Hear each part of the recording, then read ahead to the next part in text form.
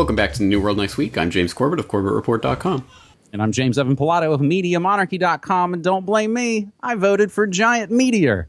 We've got that story. Plus, they just finished building the largest radio telescope ever. But first, our first segment honestly could have made its own episode. But in a lot of ways, I think Corbett and I made that episode about a decade ago. This just in.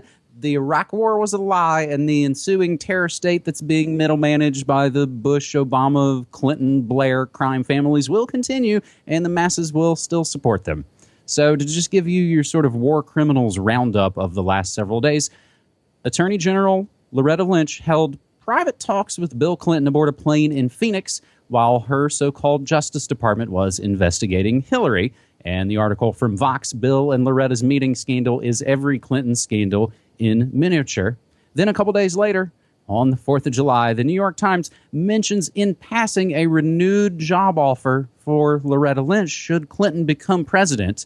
And we've got that link for you as well. And then the day after, our so-called Independence Day, the FBI, yes, the very same one that was run by fine Americans like J. Edgar Hoover and routinely sets up patsies for phony terror busts, they decided no prosecution with Hillary. And in doing so, really nullified at least 6 criminal laws: destruction or removal of property to prevent seizure, tampering with a witness, victim, or an informant, destruction, alteration, or falsification of records in federal investigations and bankruptcy, concealment, removal, or mutilation generally, public money, property, or records, and gathering, transmitting, or losing defense information. This, I think, basically is a gigantic slap in the face of most Americans who, James, I don't know, if we get mad. Yes, the cops are killing people in the streets constantly. Yes, the TSA is beating up disabled girls. But worldwide criminal operations continue, and the next guys will come in and they'll give a pass to the previous guys. We've got the same thing going on in the UK, James, right now with the Chilcot report, but I'll throw it to you to talk about the Hill Dog. It's the least surprising thing that I've heard all year, basically. And I say that not even just as someone who I think, like most right-minded people, would be against this verdict, this suggestion by the FBI not to indict. But, I mean, even the Hillary supporters, even the Hillbots, clearly no one is surprised by this. No one expected an indictment, except, I mean, crazy people who were thinking there was going to be some sort of justice. But it's no surprise to me whatsoever. I imagine it's no surprise to you, or no surprise to any of the audience. It's just depressingly unsurprising. And it's just another sign that when any amount of criminality that the public is willing to put up with is the amount of criminality they will live under. And that, I think, is playing out quite well. So a few days before the release of this new Chilcot report, it was reported the ICC came out and said, well, we're not going to investigate Blair, but we might prosecute some of the soldiers. And now, today, yes, the Chilcot report is out. It took many, many years and many, many millions of dollars to report that, yes, the 2003 Iraq War was unnecessary. And there you have it. Your war criminals don't investigate other war criminals roundup. Hey, maybe Tony was celebrating the 11th anniversary of 7/7 as we are publishing this 276th episode of New World Next Week on the 11th anniversary of 7/7. James, any comments on the Chilcot report? It's actually a lot fresher than this Hillary story is as we go to tape. Again, unsurprising, and again, it's just one of those things where there's a lot of little quotes that you could pull out of there. Oh, look, they're really, castigating Blair's administration for everything it was doing, the Blair government, but it doesn't result in anything. It has absolutely no teeth. They're not going to prosecute, indict, do anything. So it's meaningless in the end. What's the point of this big report that goes into all these details that does absolutely nothing? It will change nothing, and the only lesson to be learned here for the future would-be criminal misleaders is, hey, just go for it. There's not gonna be any repercussions. James, I think the quote you were looking for is, what difference does it make? That's the one. That's the phrase that pays.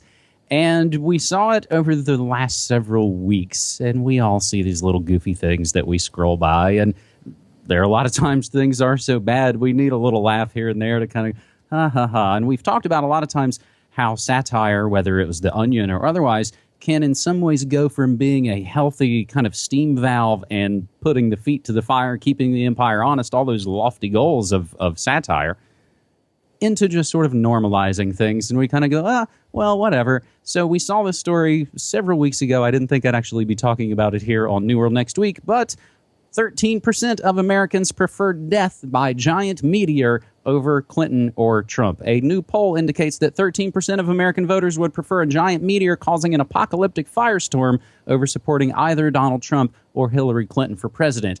This means that a flying space rock, likely to reach the 15% threshold to participate in general election debates, more so than Gary Johnson or Jill Stein. Public policy polling included the giant meteor in its latest survey, which shows 43% of respondents favoring Hillary Clinton, 38% selecting Donald Trump, and 13% throwing up their arms to welcome the giant meteor as the country's new head of state.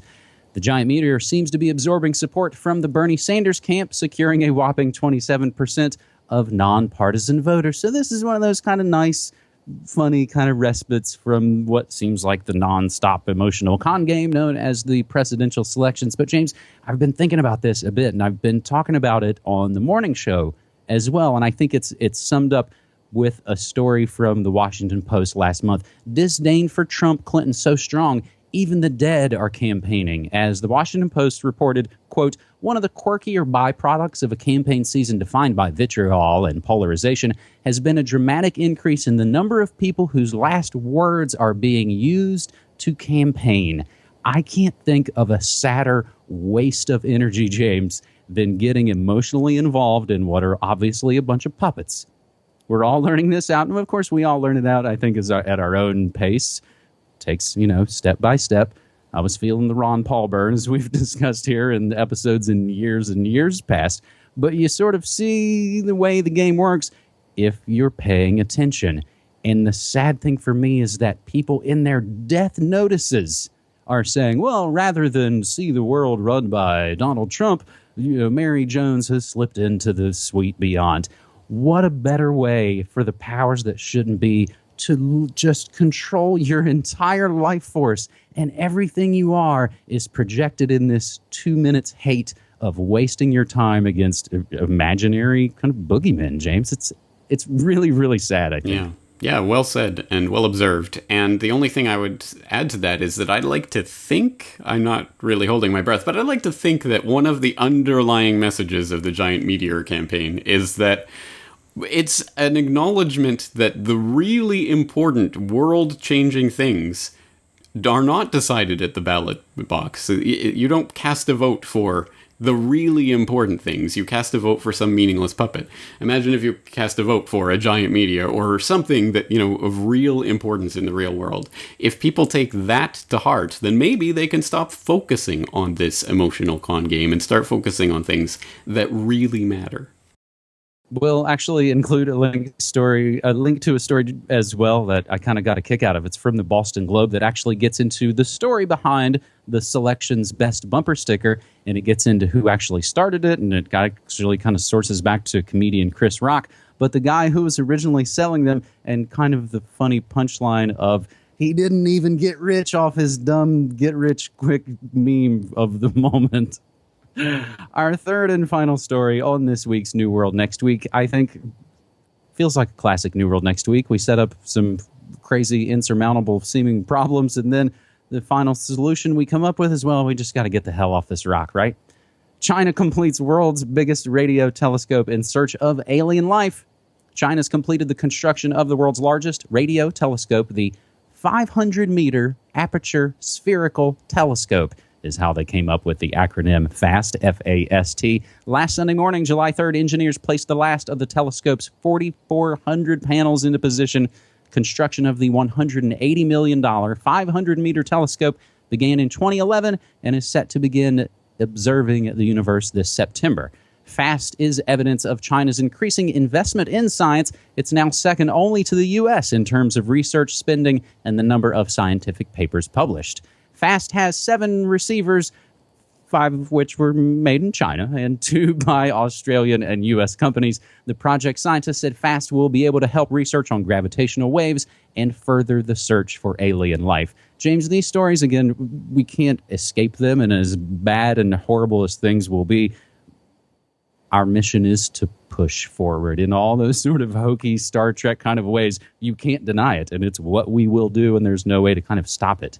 It's interesting when it ties in with the memes of disclosure and Blue Beam and Hillary's going to tell us all about the aliens, right?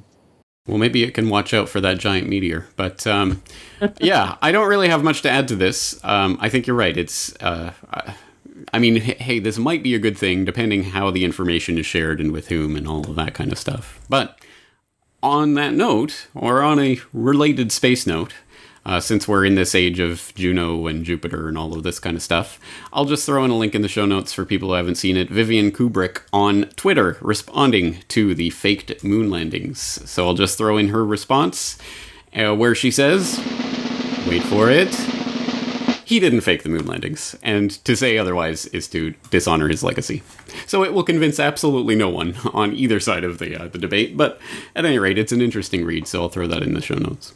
Shut up, conspiracy theorists, I think that's what she said. That's the quote you're looking for. More or less, yeah. Sometimes good news helps, and I started a spin-off series called Good News Next Week that I've been doing each and every week, and so far this summer I've been shooting the episodes actually outside on our little balcony garden, and the latest episode is a good one, not the least of which because Frankie the cat decides to make appearances and run all over me while I'm reporting the news about giving grandma a bong hit because pot beats Alzheimer's, as the latest research shows. There's also good news stories about California and their water, and also the ozone hole healing. So those are your good news next week stories. However, some of the other stories we're watching using hashtag NewWorldNextWeek. James, this is a twofer for you that I think is one of those deaths to the cult of scientism. USGS worker falsified test results affecting research projects for years. And this is your brain on bad data. fMRI bugs could upend years of research because, as the UK Register put it, someone finally got around to checking the data. Meanwhile, British Gas offers free weekend electricity if you install a smart meter. And you know that massive payoff to Israel we reported on a couple of weeks ago? Don't worry, you guys. Obama just offered to substantially sweeten that largest military aid package ever, making it the even larger military package ever. U.S. police access civilian data for fun and profit. And back here in the USSA, Starbucks workers are learning the grim reality of a higher minimum wage.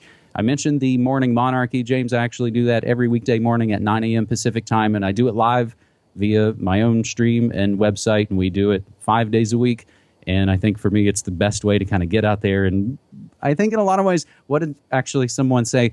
I really let my personality through on the morning monarchy because I'm so reserved here on New World Next Week. I know, because I crack the whip so hard. Stay in line. Yeah, I would say the theme for today is business as usual until the meteor arrives. So unless the meteor arrives in the next week, I suppose we'll be doing this again next week. All right, buddy. Thanks. Take care.